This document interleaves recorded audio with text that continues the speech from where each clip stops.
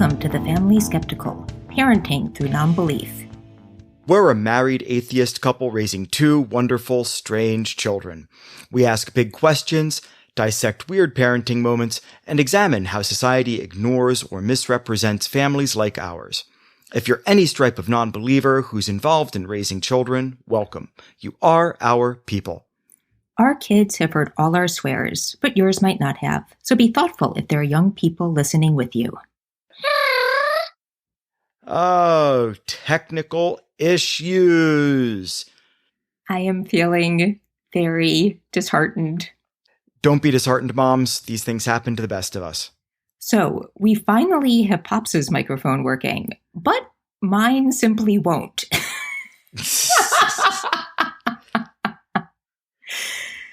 that's fun. So if it sounds like you're recording inside of a giant jar, that's why. That is why. But we're just going to keep going. We're doing it. We're doing it. Can't stop us. Got to keep the atheist train rolling. Exactly. So last week, we ended up talking a lot about how we really care about the media that the kids watch. And so when I was thinking about a story for this week, I was thinking about something that happened with Reader. So I think we've talked about our bedroom, like our bedtime schedules quite a bit, and it's become quite a long, involved process. And part of that process is both Pops and I going in and saying goodnight to Reader. And a couple nights, how did the thing about the Mexican family come up? Do you remember? No. But we were something in one of the videos he was watching. Well, yeah, but I don't know what spurred him to talk about it. But we were talking about something, and Reader says, "Oh no, I've been learning a lot about Spanish because in one of my YouTube videos, there's a Mexican family." Or no, it was something like that. And I know we both looked at each other because, YouTube is a scary place. And I have to say, as much as we care about media, I don't think we're super careful about monitoring what the kids are watching on YouTube. Fair.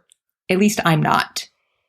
Probably should be more cued into it. Like if something's really loud, I'll go over to see what it is. Right. And sometimes I just see something because I'm walking past or because the boys are talking about it. Mm-hmm. But this is not an area that we've gotten real careful about. So I think we were both thinking, oh my God, like what are these videos? And what does he think he's learning about Mexican people? And what horrible racist stereotype has he been watching? But it turns out that was it Loud House? I think so. Yeah, which is actually an animated series that I'd been wanting him to look at. So I had heard good things in reviews, so I think it's all okay.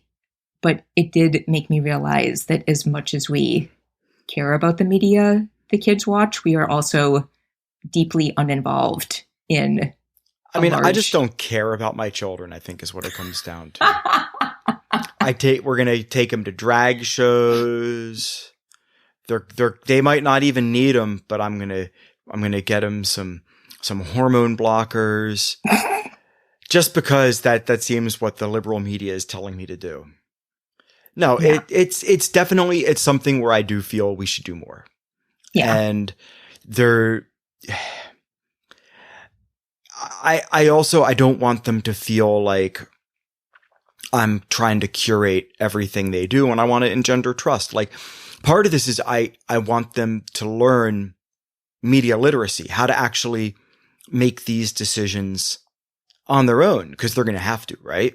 Mm-hmm. And so I don't want to tell them they can't watch something when in fact, I might see one snippet of something that they're watching, and it might not be indicative of the whole of the channel, all the videos, the regular content. You know what I mean? So I've found that I do generally trust them only because I hear how they talk about other social and cultural situations, and how when they talk about them, they approach them from,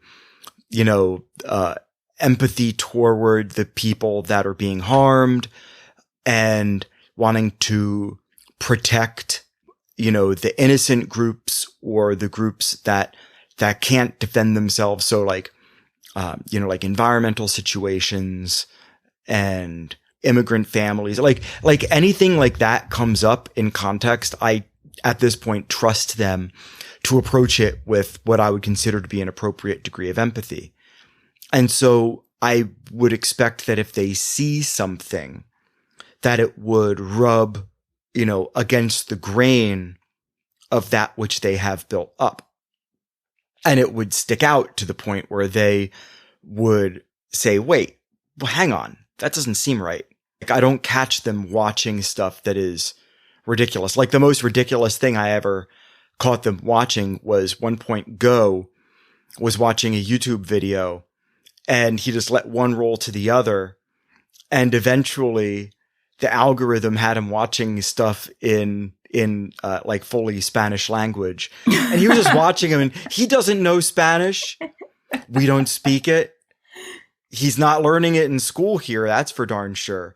And so he was just happily watching this Spanish language video of a family doing family stuff. But it, it was itself, it was wholesome.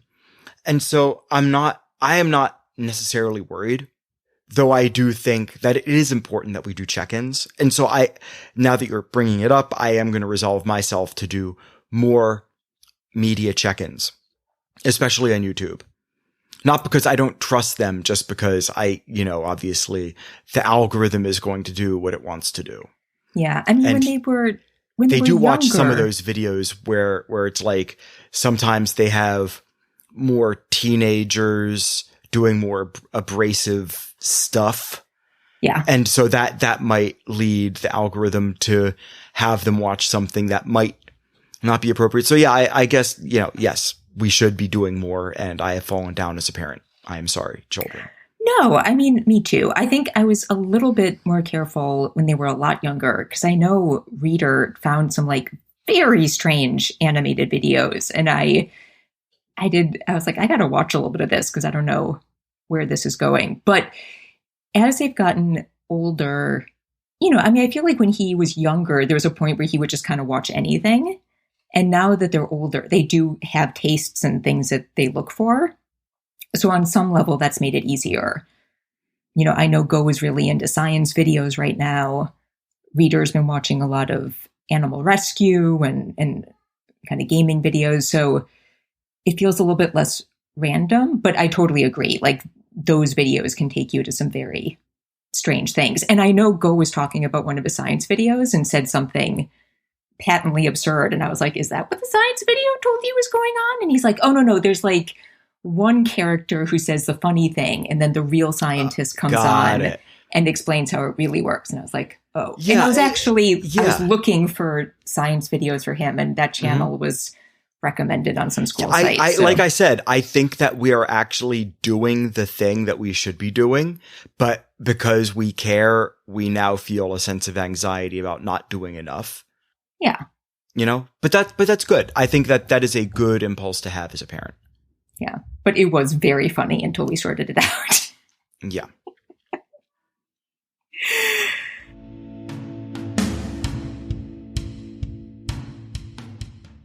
So I wanted to bring up something else from the last episode, because when we were talking about the supernatural, you just kind of randomly brought up that I believe in ghosts.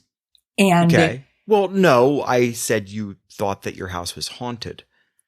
Yes. And so to be specific, it isn't like you wander around where we live now thinking that you see ghosts. Right. But that made me think about something that I wanted to ask you. Great. So do I think you're crazy? Yes. Okay, next topic. No, and actually I'm glad we actually held off recording this, because I was trying to fix my microphone, and that failed, by the way. Failed at that project. Yeah. We got a new microphone too, and it's like, it spat that one out too. Yeah, great. Yeah. Anyways, but I'm glad we held off because I listened to another podcast that made me realize I need to be cautious about how I bring up this topic. Okay. So what I want to ask you is if there are any ideas you have or memories from your life that you will never tell the kids.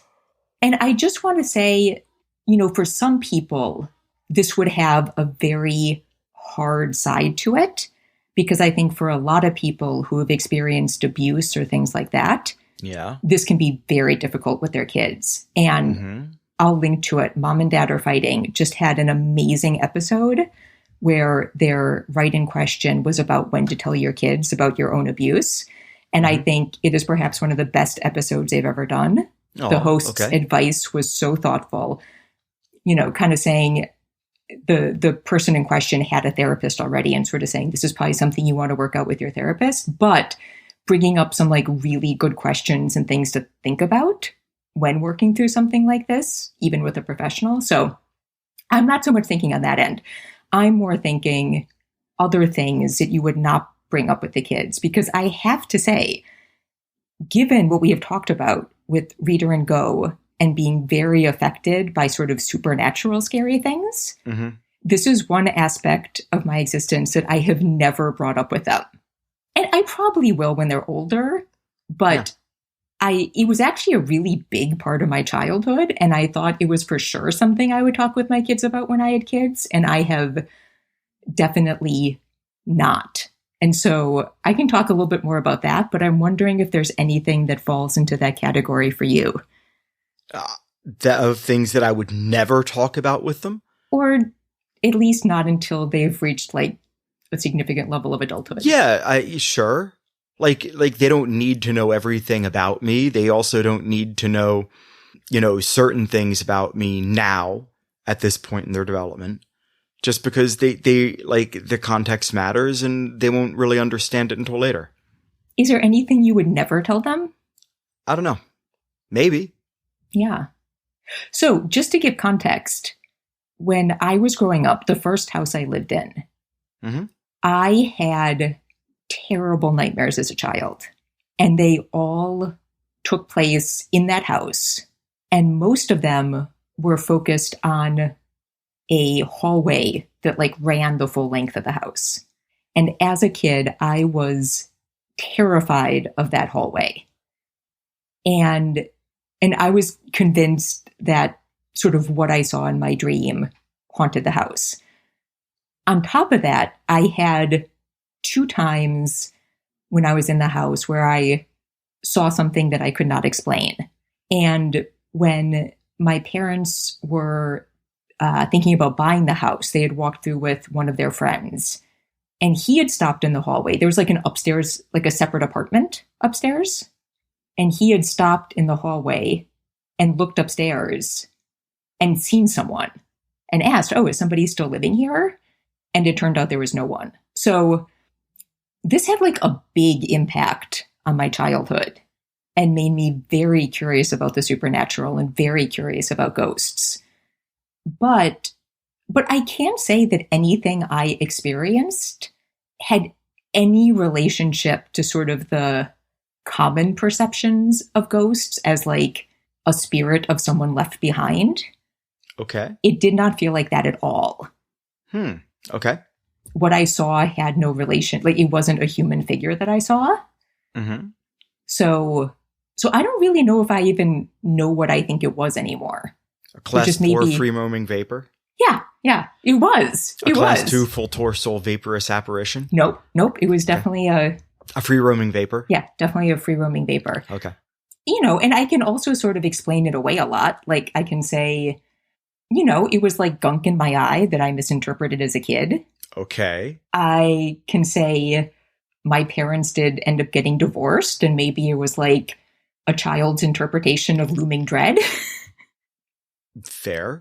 I can say, I was moving into teenage years, and it's an extreme reaction to sort of weird changing kid stuff.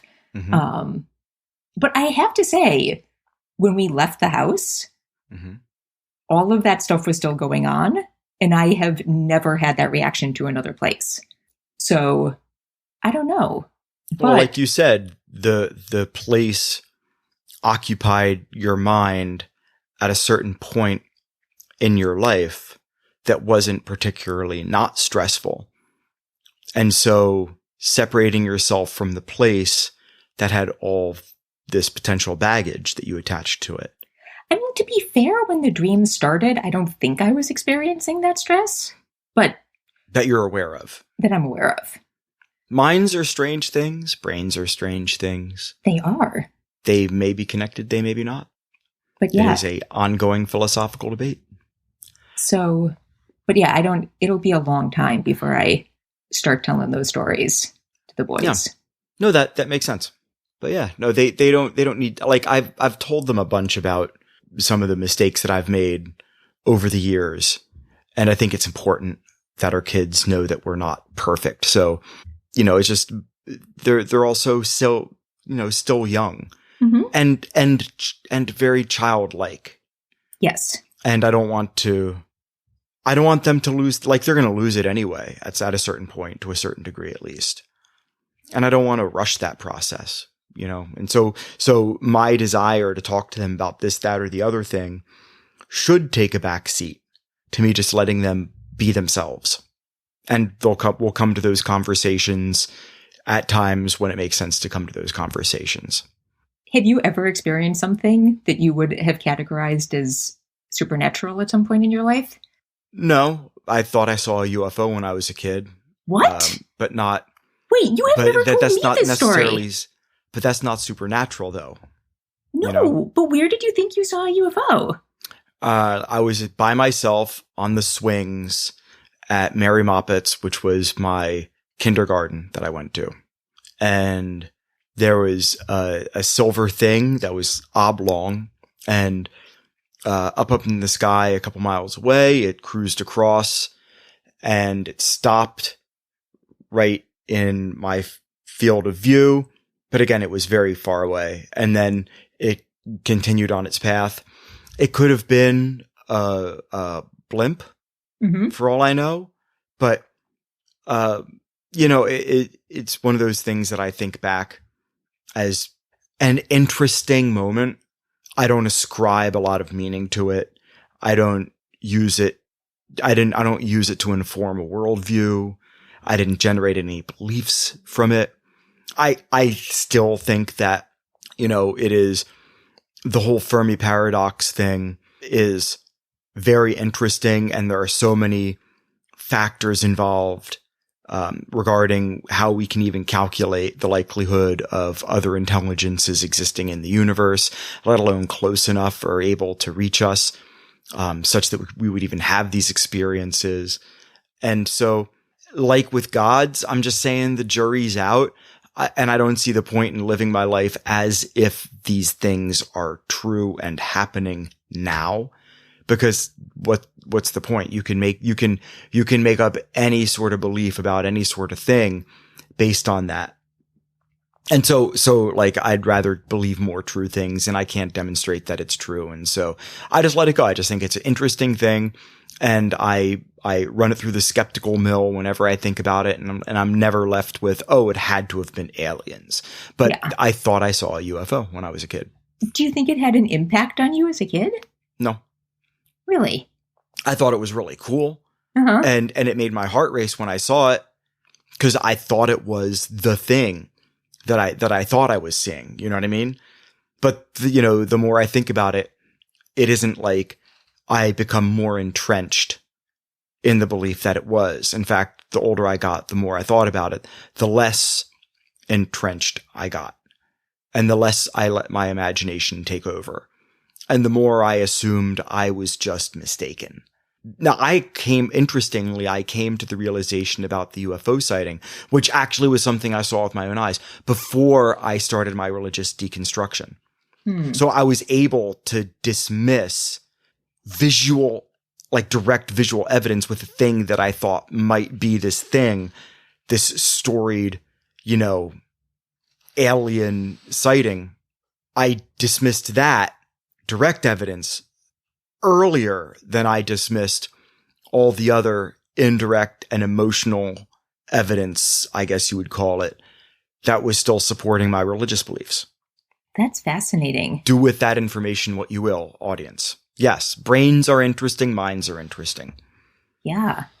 I'm glad I heard that story. I had no idea. Now you know something else about me, spouse.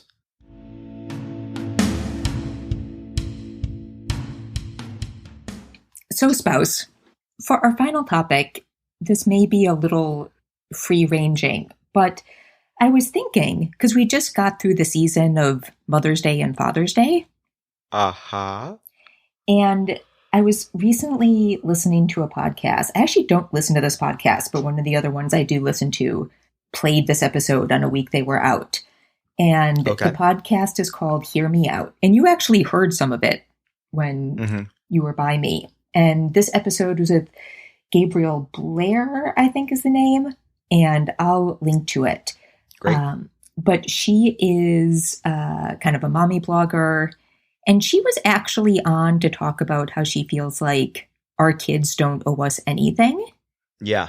And in the context of Mother's Day and Father's Day, which are sort of these weird invented, well, I guess all holidays are invented, but these, sort of weird commercial holidays that are sort of about kids appreciating their parents. I was wondering how Father's Day feels to you and kind of what you think about that concept of kids not owing their parents anything. I mean, I think we talked about this a little bit. I am a big fan of my kids knowing that they didn't choose to be born, that it's something that ultimately they were subjected to, And so any sort of implication that they necessarily owe me something, like the famous Bill Cosby line, like, I brought you into this world, I can take you out.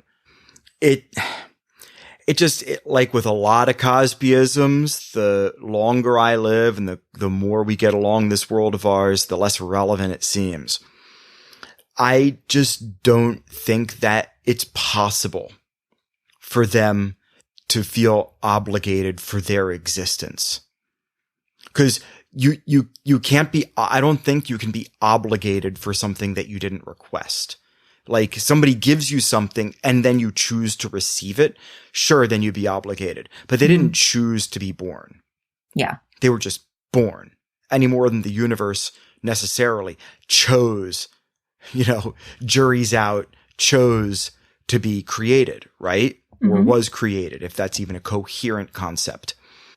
So yeah, I flatly reject the idea that kids owe us for their existence. Now, if you make a deal with the kid to pay for their college tuition in exchange for them maintaining a certain grade point average that's not ridiculous, or having a job to pay for incidentals, something like that, then that obviously that's an obligation. And obviously, like, we have obligations with our kids now. Like, they are expected to clean their rooms. They don't get paid to clean their rooms, but they're expected to keep their rooms tidy.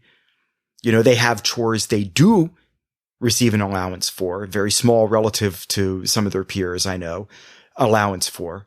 But there are certain things that they're expected to do simply because I'm not paying my kids to do all the things that I do not expect any sort of payment or congratulation for. So it's an important lesson for them to realize that their actions have merit and can be valued beyond maybe even how they themselves would value them. But I also think it's important for them to know that they don't owe us for something that they had no control over. Yeah. I think that is patently unfair. And obviously, like, I would get pushback from some people that might have thought about this more than I have, but just on like a surface read, it feels like that is the only answer I can come up with, is they didn't ask, so they don't owe. I agree. And I think I'm on the record that I don't think kids owe their parents any love. I think parents owe their children love, but not the other way around. I dig that. Sure. I can see how you can get there. Kind of for the same reason.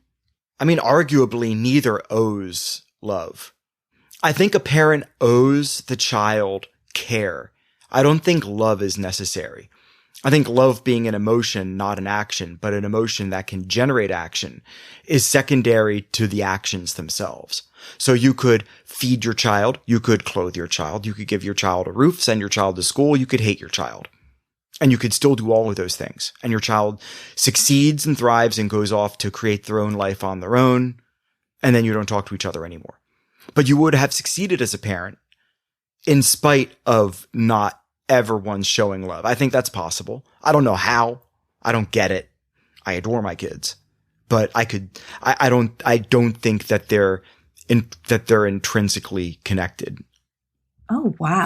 I don't think that, I don't think that one is contingent on upon the other. I think that they can be separated, but I do think that parents should love their children. I think you get better outcomes when you are in a household that is loving.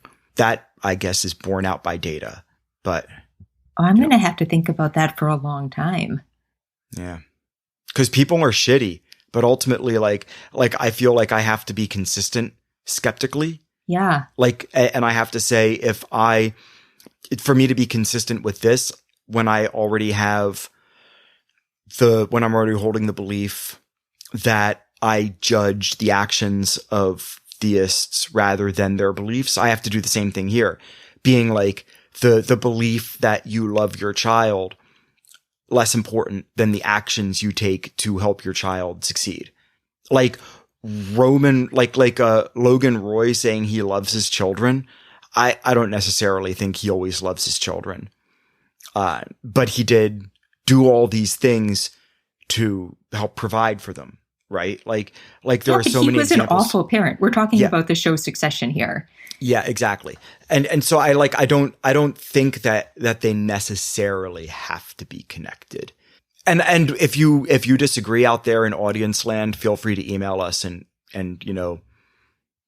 lay into it. Well, I think I disagree with you. Great. But I might have to change my terms. So bringing up Logan Roy was great because I think you can provide all the necessities of life and that still be a very hard environment for a child to grow up in. I think you have to,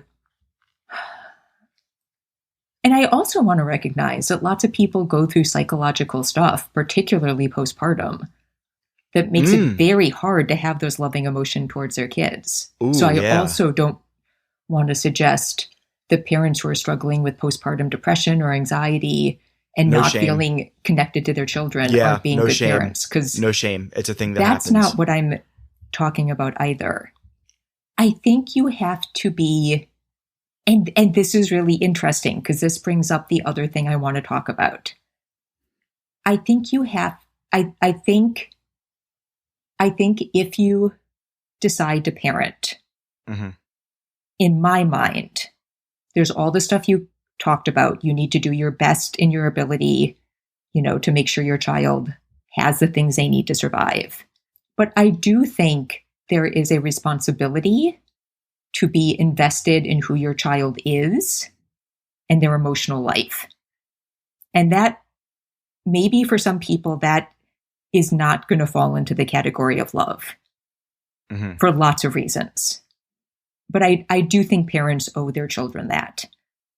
At a young age, I don't think children owe their parents that. I think it's hard for them to process this Nor sort of thing. do I think they even can.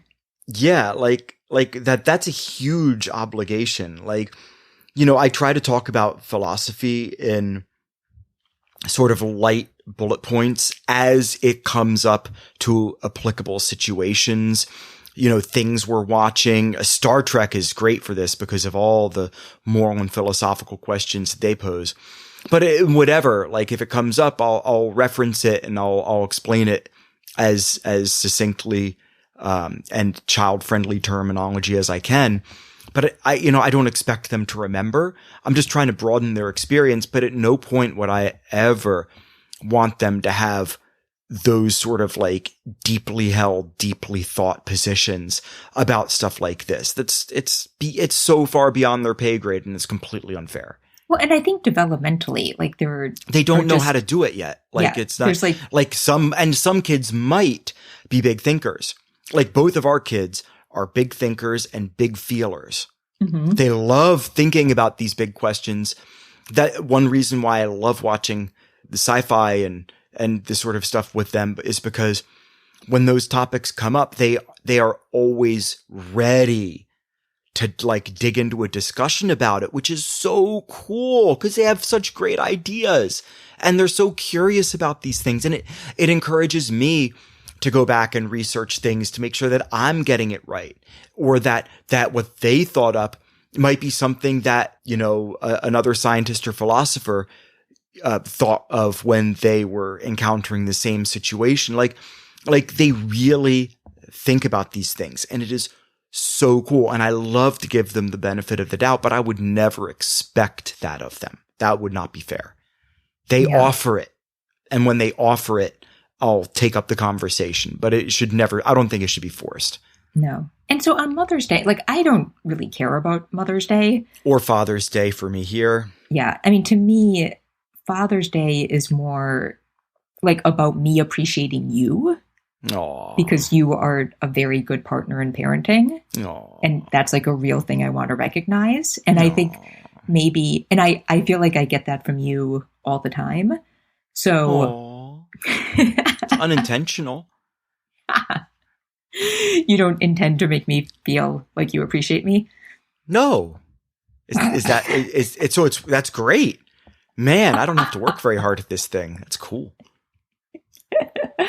But I think I can see if people don't feel like they get that recognition sometimes. Mm-hmm. And I know a lot of people don't. Yeah, that comes down to the relationship, right? Like if you have an open and loving relationship like we have, where like on the daily that sort of stuff happens, then there doesn't need to be like capital T, the capital D day of the year where you do the flowers and chocolates and here's something from Zales. It's just like, no, I don't need to commodify my relationship because I'm no good at doing it on the day to day. I think that day to day mundane support is what is important. And I think because we were talking about how modern society and like the change of the workforce and the idea of parenting roles changed a lot over the years. And that, through like especially post-war era, you have a lot of that's woman's work, that's man's work, right? And now there's the idea of man's work and woman's work. And so it's very easy for somebody to fall into those sort of like bullshit gender role culture nonsense and to feel like, they need to make up for not appreciating these things their spouse does that they never would do or could do or should do. And I think that what it comes down to is we've divided our tasks. Like I do a lot of the weekly food prep.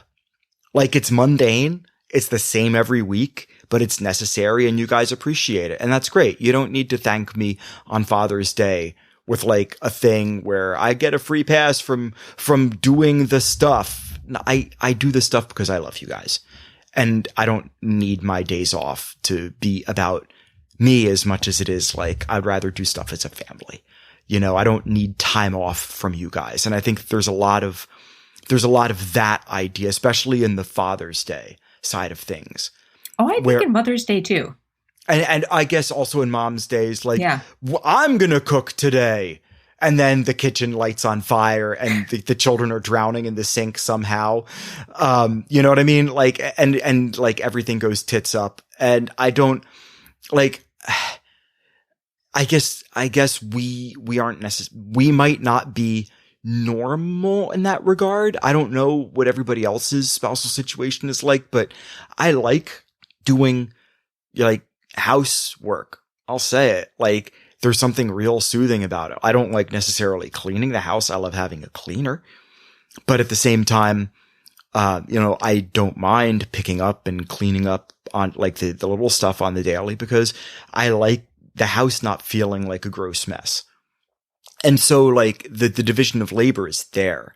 And so I think that we don't need those decompression holidays. We don't need those special like spousal support holidays because it's kind of there when we need it. Now, do we always ask for help when we should ask for help? No, not always. We're both guilty of trying to take too much onto our shoulders and individually in moments and getting stressed and then maybe even resentful sometimes. We're human. We're not perfect. I have so much respect for single parents. Oh, and give me a break. Yeah. I taught a lot of kids of single parents and I saw the good and I saw the bad, and the good was like paladins, man. It's crazy. Like strap on that armor and get that like +5 Vorpal blade. They're just all over the place doing all the things. And they would like cry in their cars and they would drink a lot of coffee, but they would always be there on time. And the kids were great students. And it's like, how do you do this? I never asked them. Yeah. But in retrospect, maybe I should have.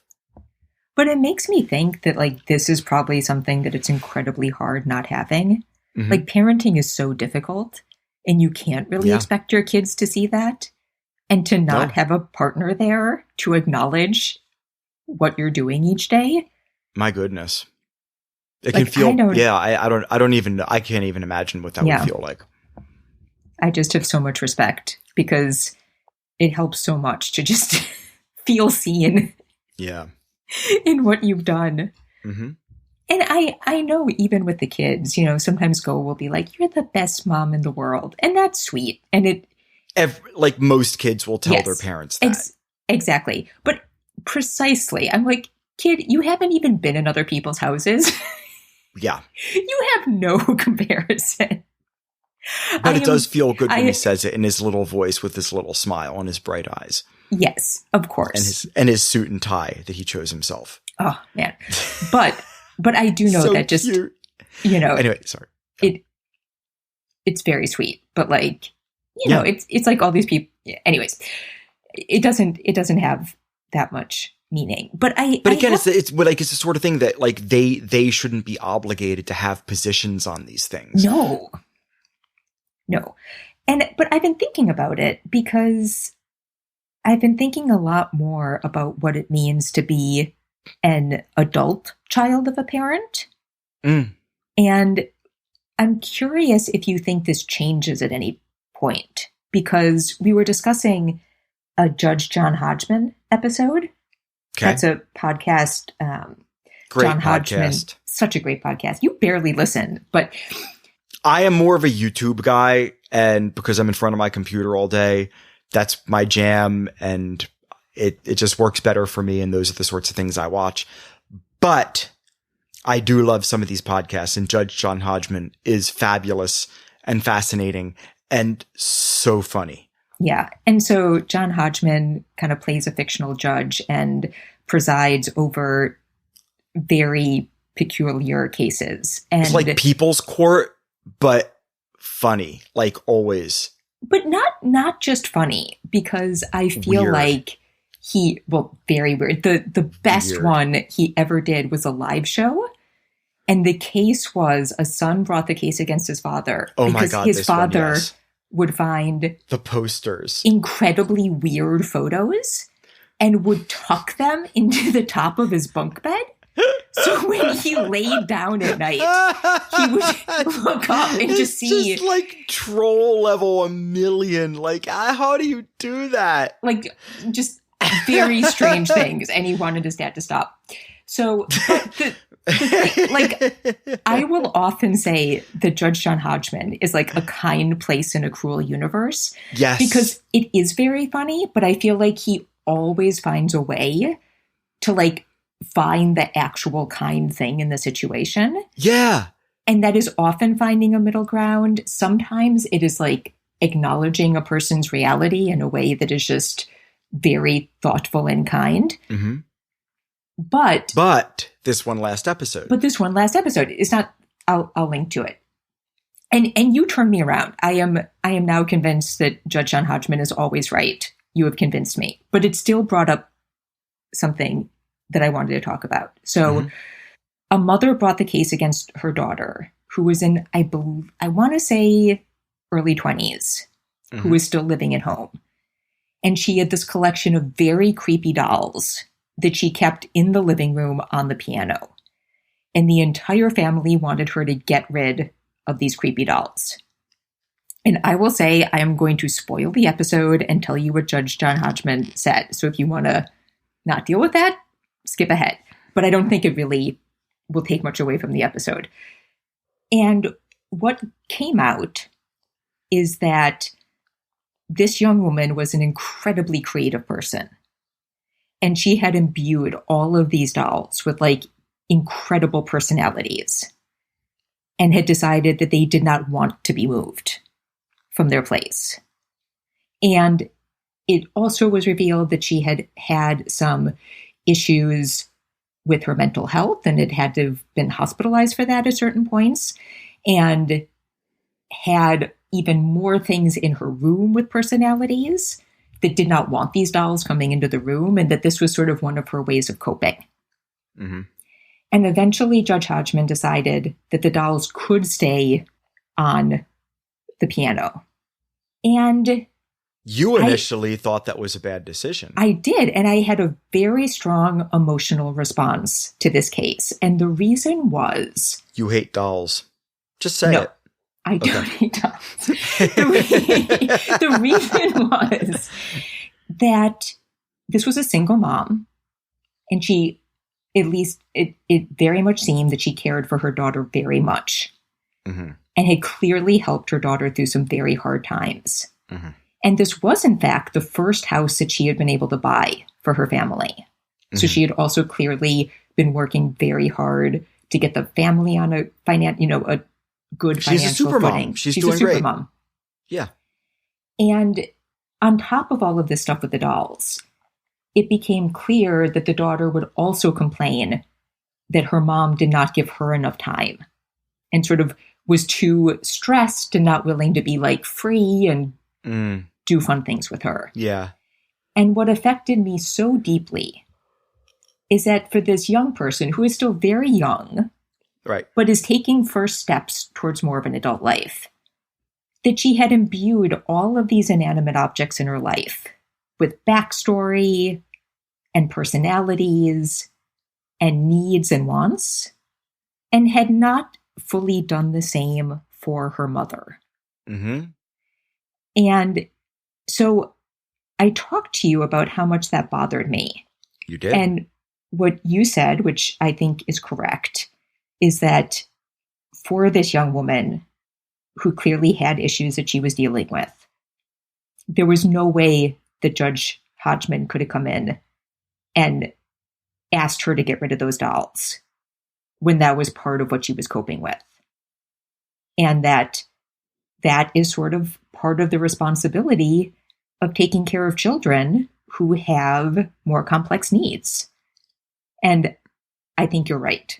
Okay. That's a great way to end a show.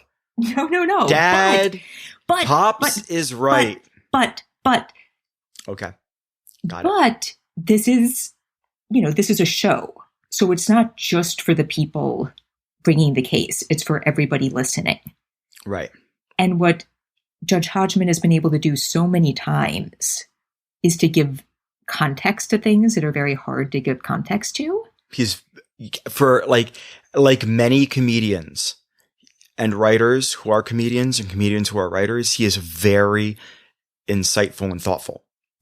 And so what I wish is that he could have found a way, and not that this daughter had to do it, but to say in general, this woman and people who take care of children in these hard circumstances are full people with backstories and needs and wants. And it is okay, that having that ignored is a painful and difficult thing. Yes. And so I'm wondering, because the reason I bring that up in this conversation is I don't think our children ever owe us anything. But I do think there's a point in the relationship where some of these elements change. And I don't know if I've defined that well at all. It's fluid. I think it's up to the psychological state of the child. When you should expect that they view you as a person. It's part of growing up, right? You're seeing your parents as human. For some kids, they do it real early because they have to. And for others, it takes them a while. And it can be one of those turning points in a relationship that really emboldens the relationship. Like, it doesn't have to be this bad thing where you hold your parent up on a pedestal and that comes crashing down. It can be the exact opposite. You could think your parent is maybe less exciting, but then you learn all these things about them that you didn't know. And like all these, passions and feelings and thoughts that you weren't privy to before because you didn't know how to ask. You didn't think to ask. You didn't explore it. You didn't frame your parent as a person. That can be a wonderful thing, and in the case of this young woman who had mental health issues or was neurodivergent, I forget. I don't think the specifics didn't come up, which is fine. But that's also why I think it's important that he not side with the mom, that he side with the daughter. But the mom was talking about how this is the house that I have worked so hard for finally to have. I am owed this. And it broke my heart to even think for a moment what I'm about to say, because I can't imagine the level of hardship and effort and care that had to go into her securing her family's financial future.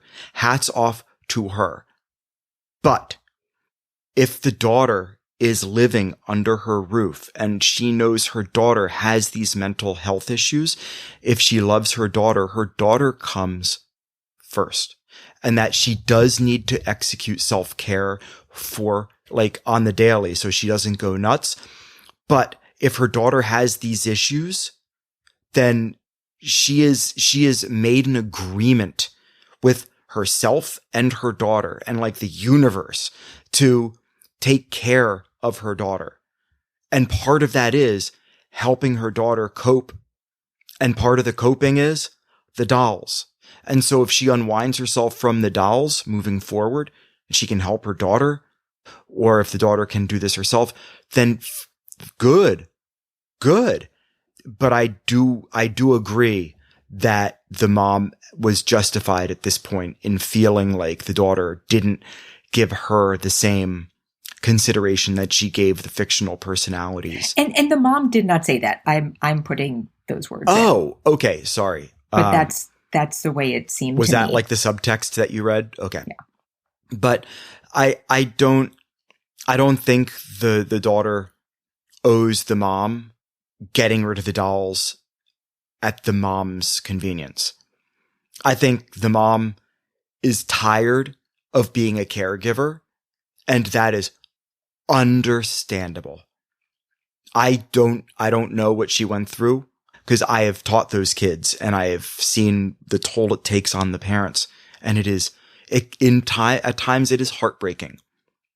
And you want the best for the family. And as a teacher, you feel helpless. But then they go home and they have to hash this shit out together every day at 2 a.m. sometimes. I cannot imagine. And my heart goes out, my hats come off.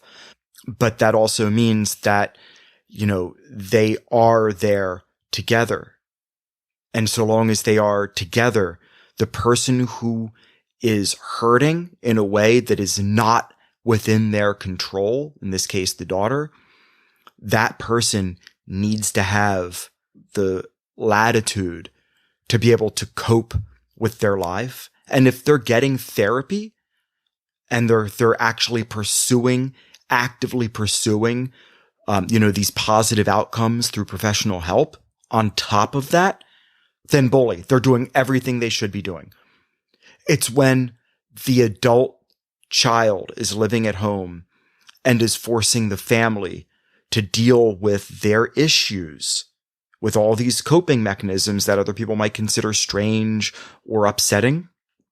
And that adult child is also not pursuing or is actively resistant to pursuing help from third parties. That's when I think with an adult child, that's when I think you can start to draw firmer lines in the sand. Yeah. But it's a case by case basis. Yeah, because what is her issue?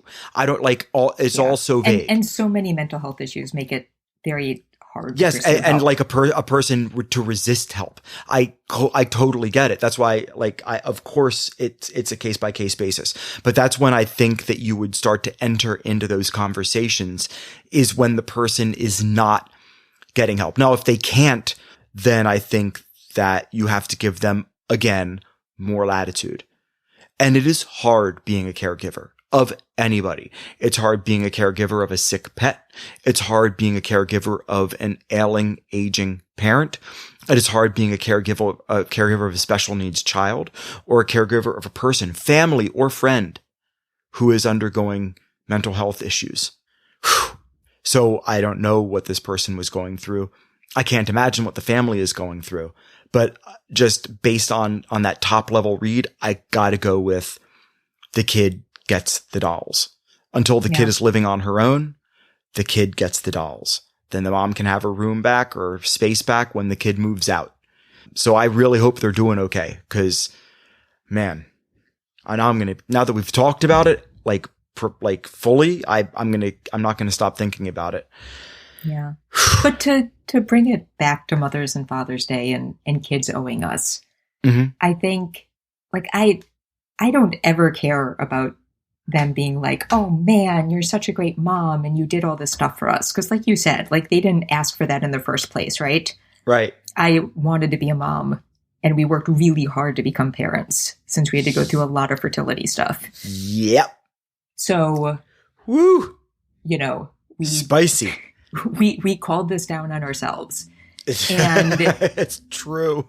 We did a lot of work to get here. So that I don't need. But I think I am going to keep thinking not about appreciation, mm-hmm. but kind of about how that changing relationship leads into a more adult understanding of empathy. Right. And that is something I'm going to think about for a while. Okay. Because that's more that's not about wanting recognition. That's about helping your kids into another part of their life, I feel like. Right. And thinking about it that way, I feel like is helpful because I feel like it can sort of easily become a recognition thing. Okay.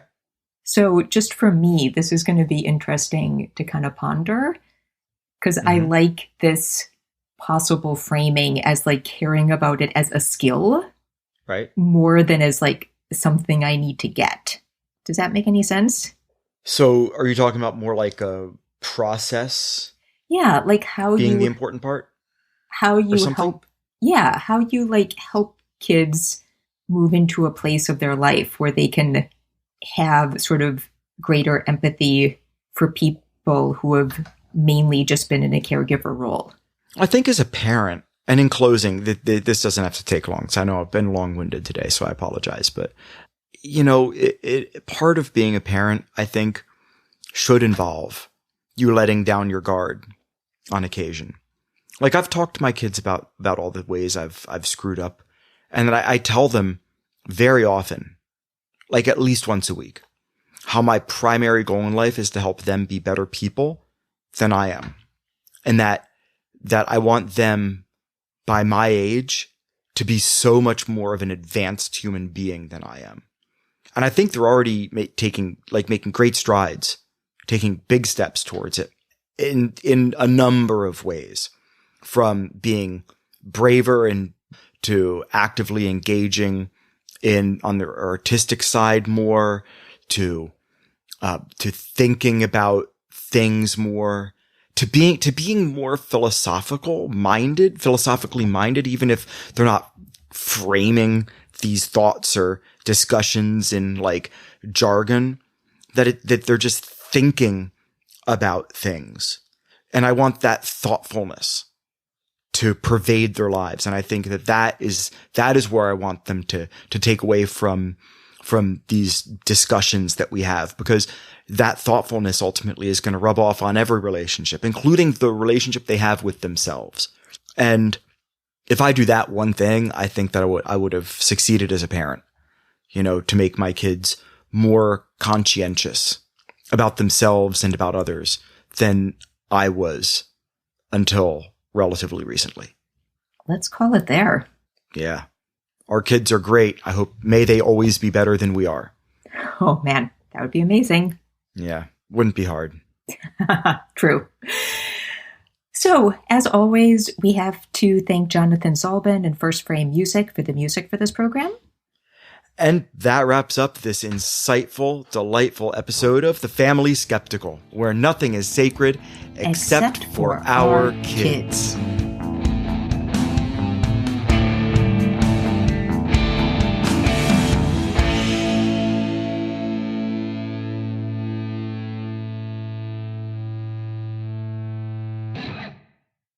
When I was a kid, that hallway, I never walked down it. I ran down it my entire life.